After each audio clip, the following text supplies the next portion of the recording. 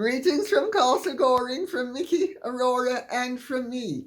Well, we have quite a lot of ground to cover and hopefully quite a lot of fun to have.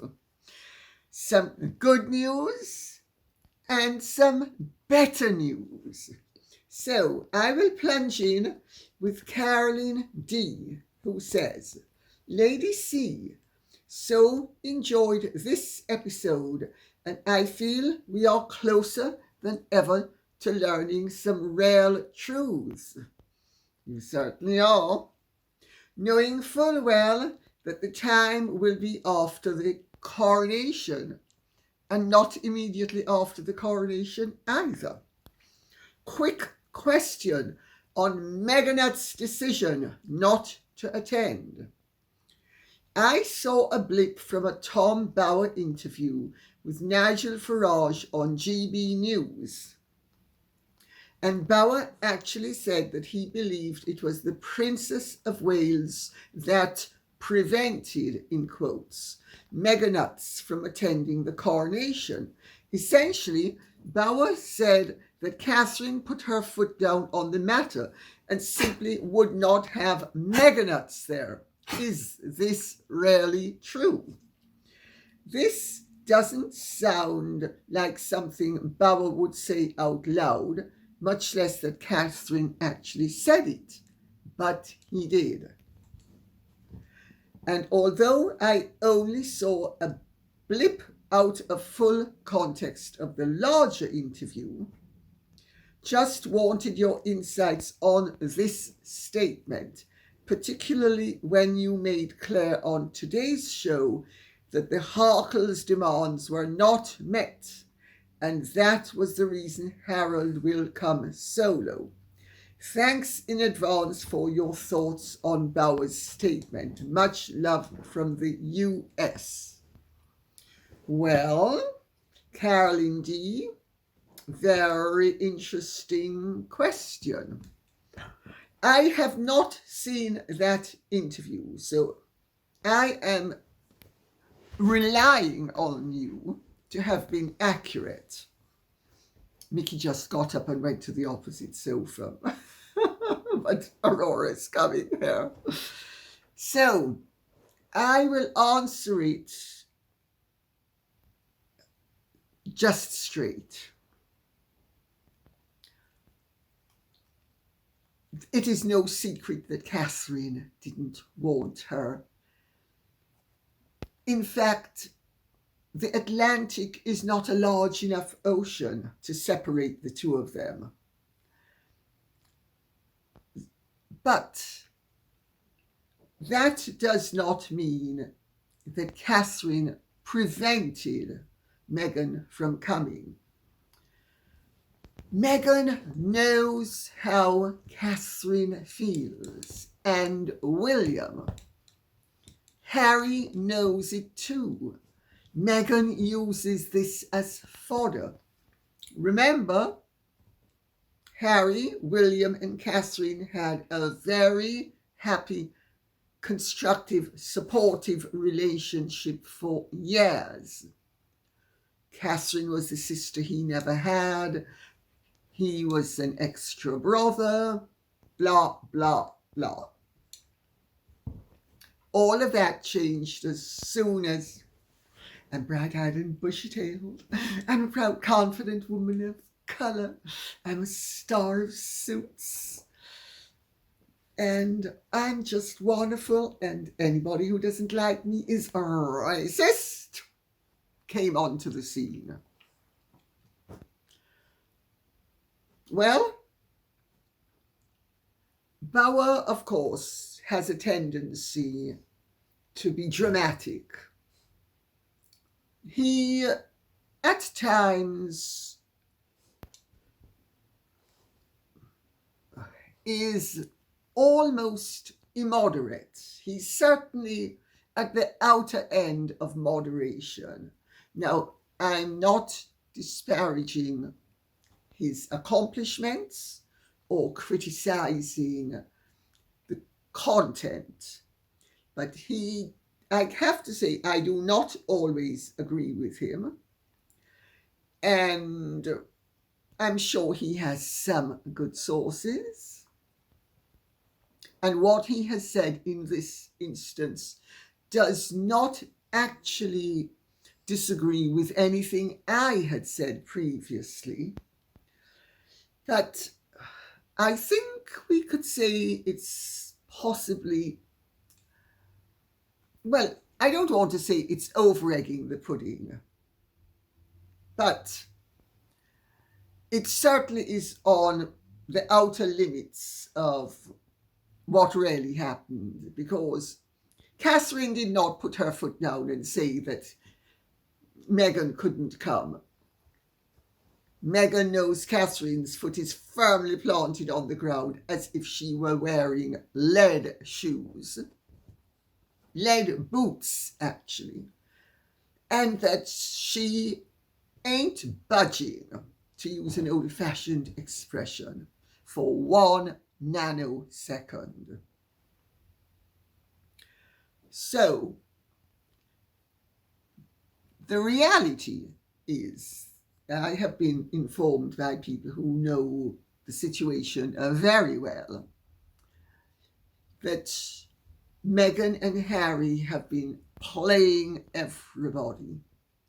You know, 1 minute it's we're separated, the next it's Harry's called in the lawyers, the next is we're lovebirds, the next is I'm going to make this TV program to honour the other half of the greatest love story on earth, Megsy baby, and me, Icy Todger. It's one thing after the other. Their technique, and it's not only her technique, it was Diana's technique, is confuse the enemy. Say the sun rises in the east, it rises in the west, it sets in the east, it sets in the north, it sets in the south, and it rises equidistantly elsewhere. That's her technique. It was Diana's technique. It wasn't his technique before he got involved with her, but it has become his technique as well. So I suppose that answers the question. At least I hope it does. Ms. Sherd, which I suppose could also be misheard, but it's Ms. Sherd, says, Lady C, aren't you seeing things from the wrong angle in regard to the coronation invitation? Meghan was invited but is unable to attend due to her, big block capitals, son's 4th birthday. So is sending her husband to represent her, just as Joe Biden is unable to attend and is sending his wife to represent him. Why do people think Meghan accompanies her husband to public events in the UK when in fact Harry accompanies his wife to these events? Rarely, as the late Queen would say. I love it. Ms. Sherd, you have captured the essence of Meghan. She's the one who gave the message that I don't know who that 94-year-old jumped up little woman of a pale complexion is, who thinks that she's going to tell me what to do. Me! Proud, confident woman of colour, star of Suits. She's going to tell me what I should do. She's going to tell me that I can't use the word royal. Who does this woman think she is?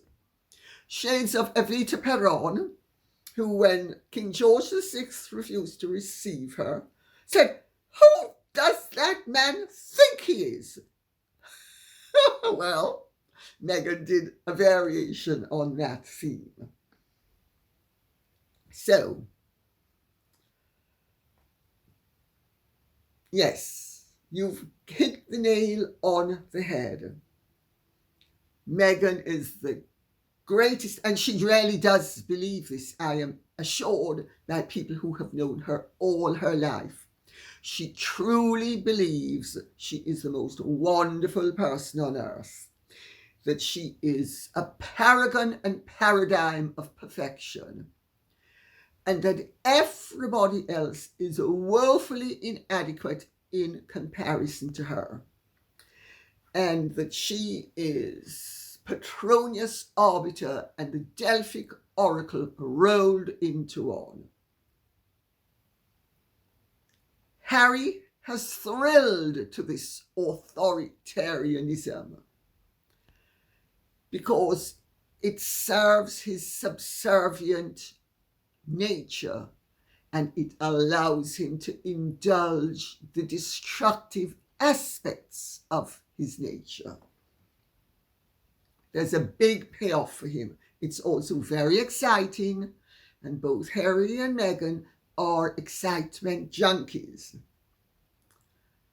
So yes, you've hit the nail on the head. That's Meghan. I mean, obviously her son's 4th birthday is more important than the king's coronation, or that's what she'd like us to believe. Now, but I understand that despite all the sand they've been throwing in everybody's face and all the claims to the contrary, that they had decided in January that she wasn't going to come, and they were going to string everybody along and torment everybody. I understand it's absolutely not true. The only reason why she's not coming is that she was blocked at every turn with all of her demands. Where am I going to sit? Who's going to sit behind me? Who's going to sit in front of me? Well, excuse me. I mean, I'm a proud, confident woman of colour. I was a star of Suits. What's that nonsense? I'm not tolerating any of it. I want the security of sitting where I want. And her endless demands were rebuffed at every turn, and only when it became apparent that she was stepping into the viper's nest. You see, up to now, remember, she's been the viper, but now they have out-vipered her, and she understood that she was going to be humiliated in front of the whole of the world, and she has conferred evidently, or this is what I have been told, and I believe it to be true, and I say this for legal reasons, that she, I have been told, has conferred with her, the people who are most important to her, the other Mammonites, you know, all of those who worship at the altar of Mammon. And they have told her she can't come because her brand will suffer. So she has to come up with a new narrative. And the new narrative is, oh, I'm such a dutiful mom. I put my son's 4th birthday before my father-in-law's coronation. He's just a king. Archie is a prince. And more than a prince. He's a demigod because he's my son. I bore him for 11 months. Or was it 9? Or was it 8? Anyway, however long I bore him for, I bore him. And since when, I've been boring everybody rigid with it. Yeah, that's the reality. Anything else is pie in the sky. Take it from me.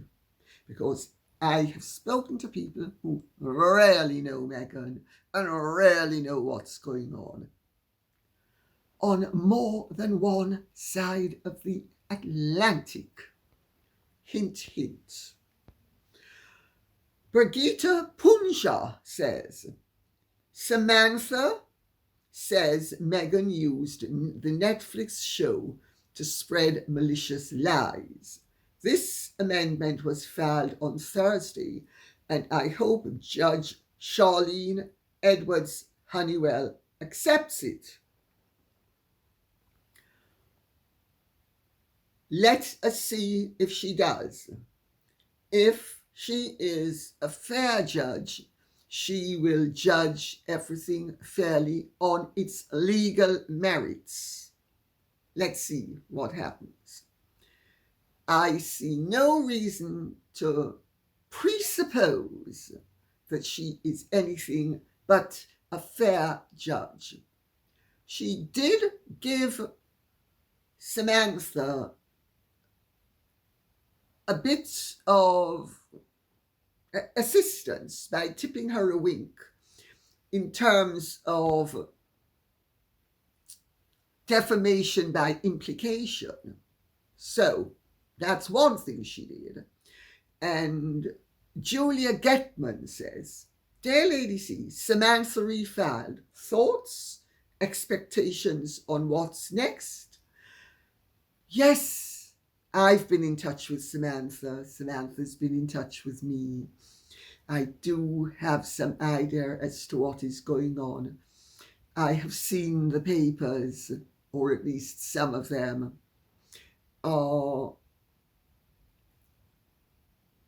I hope that this time the filings have been done in such a way that nothing can be knocked out, because really, ultimately, the law is about precision and procedure.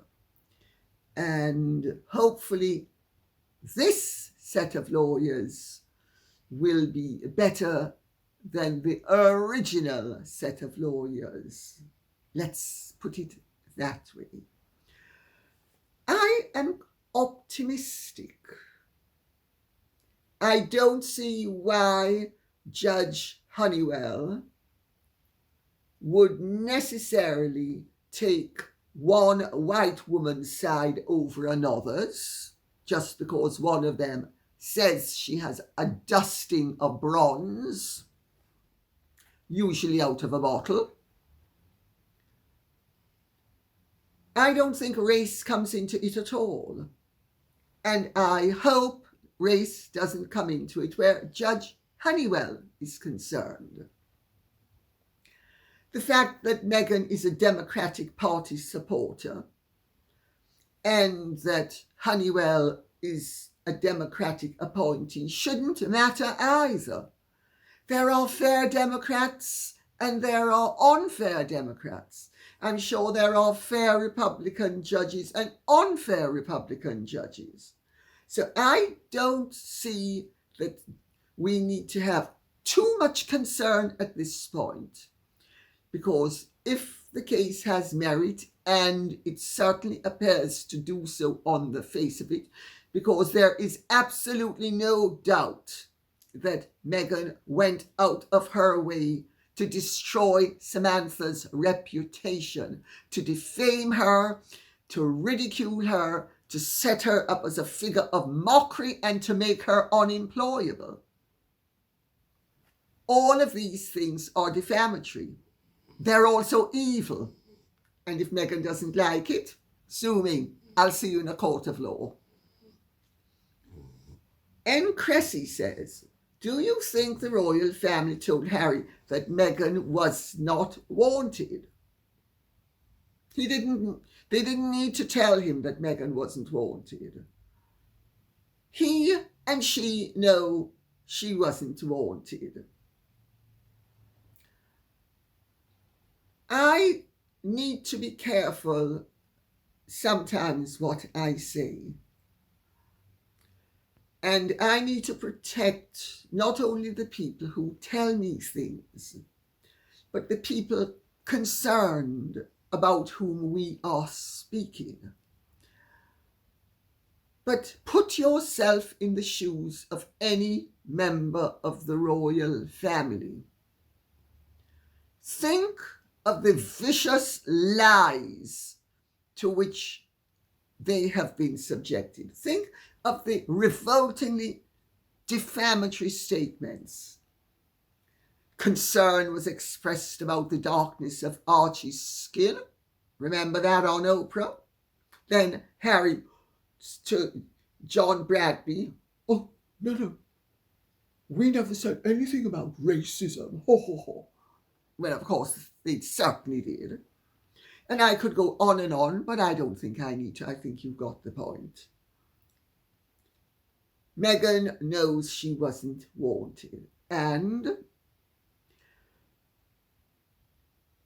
if she doesn't have to face being in a hostile situation, she sees no reason for doing so unless it is in her ultimate long-term interests. That is financial interests. And it's not in her financial interests because all the people in the United States of America who can and will be doing programs with her have evidently told her, don't go. Also, as long as she is in California, she can play the good mom. I'm a good mom. Can you imagine? I'm so beautiful that I sacrificed going to the Coronation so that I could give Archie his 4th birthday party. And of course, even though he's never going to remember it, the rest of the world is. And all of you schlumps are going to think, oh, what a wonderful person I am, because you're all suckers and stupid. Yeah, that's the message I'm getting. But a total revamp of her image, of her positions, because she has sucked dry every bit of the old narrative, and she's having to come up with a new narrative. Hence also the retreat from public view. It's a recalibration. She's actually taking good advice. And I'll tell you, if she takes it well enough, she might actually succeed in retrieving her reputation sufficiently to dupe the gullible. Charlie Wong says, in my opinion, H&M and their ridiculous demands were just a play for time to weasel out of the coronation so that they could play the victim card moving forward. And anyway, who actually remembers their 4th birthday? Very well put. Ironically enough, I remember my 2nd birthday. That's when Hurricane Charlie struck Jamaica, one of the biggest hurricanes of all time. So I remember it. But I think that's highly unusual. Maybe Archie will remember his 4th birthday because Meghan's going to have a massive meltdown, and who knows? If she is pregnant, she might even have a miscarriage. Or maybe she's going to discover that she has something catastrophic wrong with her. Or maybe she's going to discover she's a goddess. Or maybe she's going to announce the Tig Part 2. As in Tiggy Leg Burke. Isn't it coincidental, H, that I called my blog The Tig after my favourite wine when it was really short for your favourite nanny? Isn't that a coincidence, H? I think it's yet another message from the grave from your mother telling you that we're just perfect for each other. Yes, H. You agree, don't you? Oh, yes, man. Yes, of course. Mariana R. says, Meghan knows how the British people and the royal family feel about her. She certainly does. So I'm thinking that would have factored into the decision for her not to attend. Best decision ever. Please stay in America. It didn't factor into her considerations, I am advised. Of course, she was busy playing it up for Harry, but I understand that when H wasn't around and when she did not. Oh, you just destroyed my life, you and your mean family. It was business as usual. Now, you guys, you gotta tell me, what do you think I should do? Do you think I should go or do you think I should stay? And they thought she should stay because she is so unpopular that it gives the wrong message. She is now trying to recalibrate her public image so that she will be able to snatch victory from the jaws of defeat and make out that, well, you know, I'm really the Queen of the United States of America and the rest of the world. I'm the global queen. That old woman in England is just the Queen of Great Britain and Northern Ireland and a few other countries. I'm the Queen of the rest of the world. And I can't waste my time going to coronations when my son and heir, because remember, he's heir to the global kingdom, is going to be having his 4th birthday. We've got to keep a sense of proportion here.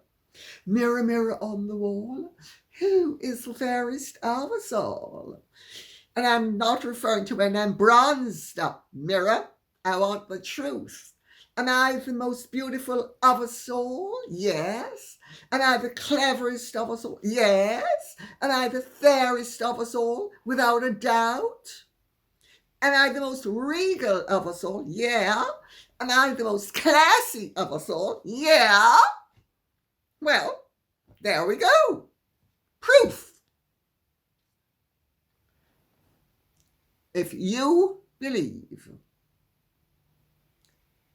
that Meghan bears any relationship to her facade, and I know a lot of you don't, but anybody who does needs to have their head examined. Sue Townsend says, I'm beginning to think that when the Markles ask for an apology of the royal family, and they all know why the royal family need to apologise, that this surrogate statement might be the thing to which they refer. And my opinion is, I know what they're referring to. And I'm afraid at this point, for legal reasons, it is not possible for me to say what they are referring to. But I know what they're referring to. They know what they're referring to. Loads of people know what they're referring to. You know, the problem with catching up with errors of judgment and practicalities is that the knowledge has escaped. And of course, also, Harry and Meghan are very clever because by hinting, and this is her specialty, and he's learned it from her, don't make an overt accusation, make a covert accusation, imply, don't state, so that you can then change the narrative in midstream if it suits you, which of course he's done, for instance, in their absolute overt claims of racism against the British royal family. So I know what it is. I'm not going to say what it is. They know what it is. Loads of people, well, a few. Sorry, when I say loads, I mean quite a few of the people I know what it is. Let's put it that way. But you can depend on it that even if he was caught on tape saying it, and so was she, if it suits them to deny, they would deny. Just as how he bold-facedly denied their accusations of racism against the royal family after accepting an award for racism against the royal family to Tom Bradby. Home Care Home Services says, Dear Lady C, I have a sneaky suspicion that King Charles may wait until the coronation is over, until he strips them of their titles and makes it look like it's just the slimming down of the royals. What are your thoughts, please? And thank you. That's very sweet. Please and thank you. Very, very polite. Thank you so much. You're onto something, but I think you're onto too much. The coronation is a hurdle that the king and the institution need to get over, and to an extent do it as constructively as possible by minimizing the controversy that Harry and Meghan continually bring in their wake. It will be very interesting to see what rabbits she pulls out of the hat on Coronation Day. She's sure to post something. I won't say what a certain royal said. In fact, I will. They said, I can't say it, it's too naughty. Sorry. It was really naughty. But anyway, you can depend on it. She will more than likely be graceless and tasteless and tacky enough to post something, unless she's really starting to listen to her advisors and understands that classy isn't spelled Unklassy, but it's spelled classy, Klassy, like Megsy Baby. But no, to be serious, Charles, I do not think, is going to strip Harry. Unless, I said it in my book, unless Harry is charged with or gets seriously involved with some criminal activity, the way the Infanta Cristina and her husband in Spain did, I do not think the king is going to strip him of his titles. The reason why I did the petition for Harry to put them into abeyance is that it sets the tone, it introduces the concept of voluntary stepping down should the need arise, like before a divorce, so she'd just be Mrs. Mountbatten Windsor. Foresight, my dear, is a wonderful thing, and some people do actually believe in utilizing it. But I don't think Charles will be doing anything along those lines. I think William, on the other hand, is someone that we can rely upon to make sure that if his brother pushes his luck, adios muchacho, and adios el duque. Oliver says, I think that the recent book by Robert Jobson was an unanticipated blow upside the head of them both. The revelation that the Queen had the rooms swept for bugs and that none of those at the Sandringham summit wanted Meghan to join the video call because they believed she would record or have others watch with her has knocked the pair of them for a doozy, and whatever plan they had went out the window. Oliver, I think you have a point. I think Robert Jobson's book, which incidentally I've got and I'm about to dip into, did cause some discomfort in California. Considerable discomfort. And I think the fact that he revealed so plainly that there is absolutely no trust where the family is concerned with Harry, and that really by sweeping the place for bugs, that meant that if Harry came bugged, there was no doubt as to who the bugger was. That's a naughty British play on words, incidentally, to those who don't understand it and being wicked.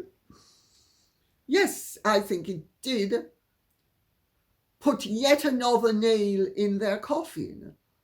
But you know, Harry and Meghan's conduct has been such that they have provided everybody with the nails and the hammers. I personally think it's too late for either of them to retrieve the situation unless they do a mea culpa, maxima culpa. My name is Todger and I am an addict. My name is Rachel Zane and I'm a paralegal. And I'll slap him once, slap him twice, slap him again. Because I'm the best thing since sliced bread. Oh, sorry. I'm supposed to be modest.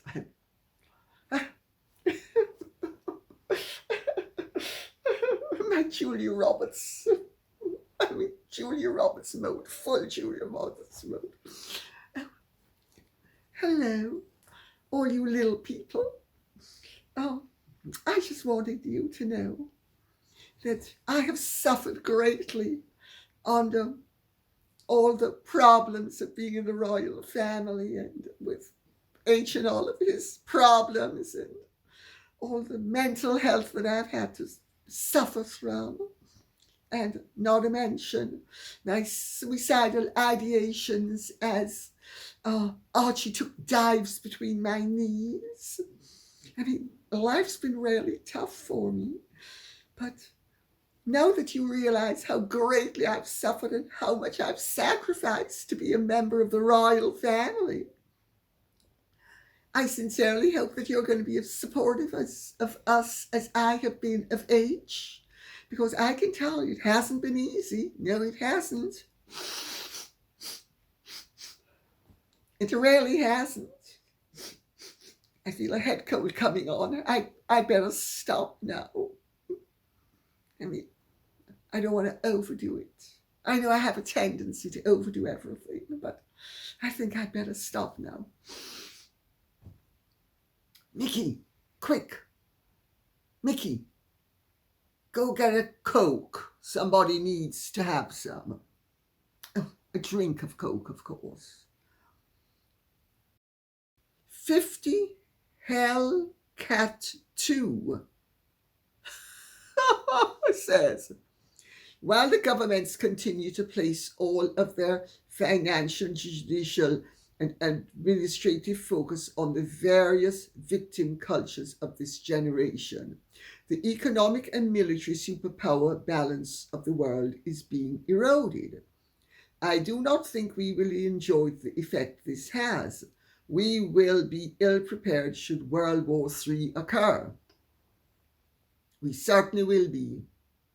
I've read this out to add a bit of ballast to what has otherwise been basically a conversation of tremendous levity and some unfortunate disturbance, but basically, in the scheme of things, compared to what's going on in the world at large, I think we in the West need to wake up and see the danger that our politicians are putting us in.